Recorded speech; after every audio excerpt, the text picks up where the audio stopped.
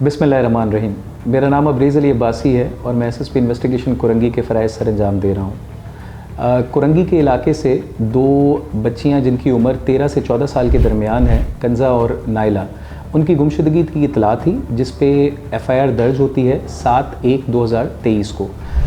जब ये बच्चियाँ अपने घरों से मिसिंग हुई तो उसके बाद इन्वेस्टिगेशन विंग ने सबसे पहले उनके घर का मुआयना किया और वहाँ से शवाहिद को इकट्ठा करना शुरू कर दिया। सबसे पहले जो हमने वहाँ पे शवाहिद जो मिले उसमें से उनकी जो डायरी थी जिसमें उन्होंने कुछ लिख रखा था बच्चियों ने, और उसके अलावा जो मोबाइल फ़ोन उनके इस्तेमाल में थे जिनमें से एक का मोबाइल जो था उसके वालिद का मोबाइल था और बाकी जो था एक पुप्पो का मोबाइल यूज़ कर रही थी।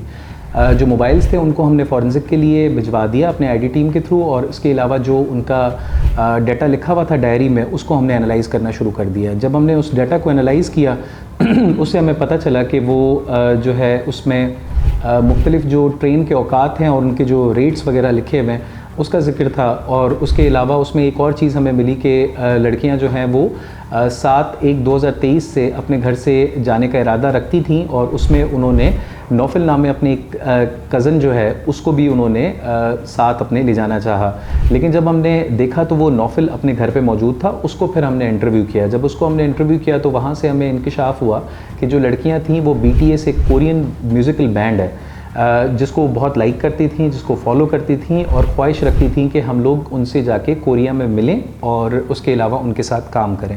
तो वहाँ से हमें एक लीड मिली कि ये जो ट्रेन वाली जो डिटेल्स हैं वो शायद उसी का ही कारखाना है। तो फिर हम लोगों ने सबसे पहले जो है मुख्तलिफ़ डिपार्टमेंट से रब्ता करने की कोशिश की, जिसमें इमिग्रेशन वाले हुकाम हैं, जिसमें रेलवे हुकाम हैं, जिसके अलावा हमने रेलवे पुलिस और मुख्तलिफ़ किस्म के जो पुलिस इस्टेब्लिशमेंट्स हैं उनसे रब्ता किया। पुलिस के जो व्हाट्सएप ग्रुप्स हैं और जो बाकी सोशल मीडिया है वहाँ पे हमने कैंपेन शुरू की और बड़ा हमने इसको एग्रेसिवली और विगरसली परसू किया। जो कि हमें पता चला कि लाहौर रेलवे पुलिस जो है वो उनकी निगरानी में वो दो बच्चियां जो हैं वहाँ पर लाहौर में मौजूद हैं।